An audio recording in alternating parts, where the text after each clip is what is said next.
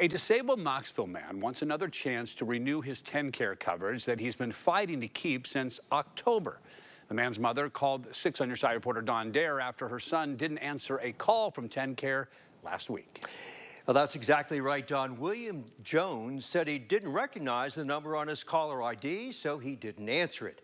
Mr. Jones suffered a stroke in 2020. Presently, he works part-time, 10 to 15 hours a week at a grocery store. TennCare sent him a notice 4 months ago. It needed additional information before his health insurance could be renewed.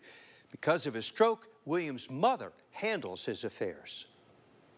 This is about when the hearing. Alice Amos plows through dozens of pages of paperwork she's compiled from TennCare over the last 4 months.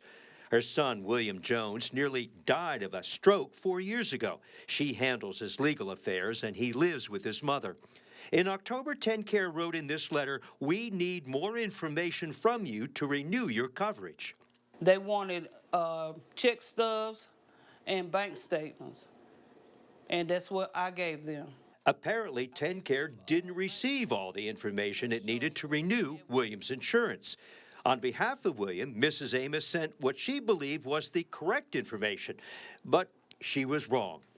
I want him to be able to get his TennCare back because, to me, what they're asking for is ridiculous. Then, earlier this month, TennCare set up an appeal hearing by phone before an administrative judge.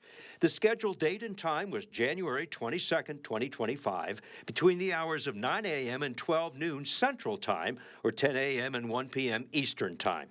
On Wednesday, instead of them calling me, they called William.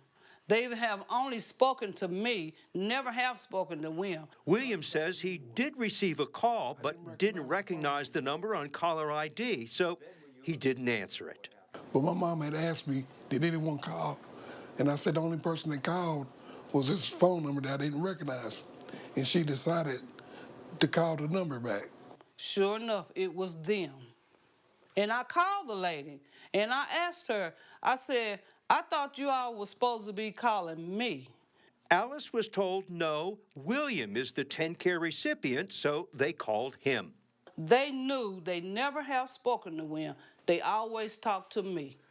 It's in his name, however. It's in his name, but like they already know that he's had a stroke, and he can't comprehend what all they want. William says he needs his TennCare coverage to be less of a burden on his mother. For one thing, I can't afford not to have it. Number two, my health is really important to me. They hope now to get a second hearing date and be back to square one.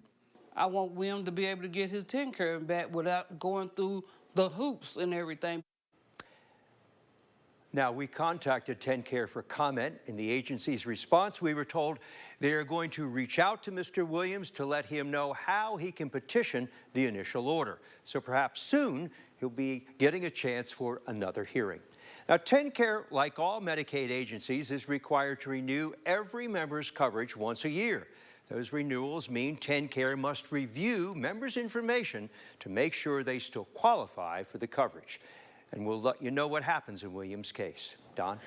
All right, thank you very much, Don. If you have a consumer question for Don, you can send him an email. You see it right there on the screen, ddare@wate.com. You can also reach out, leave a message at 865-633-6923.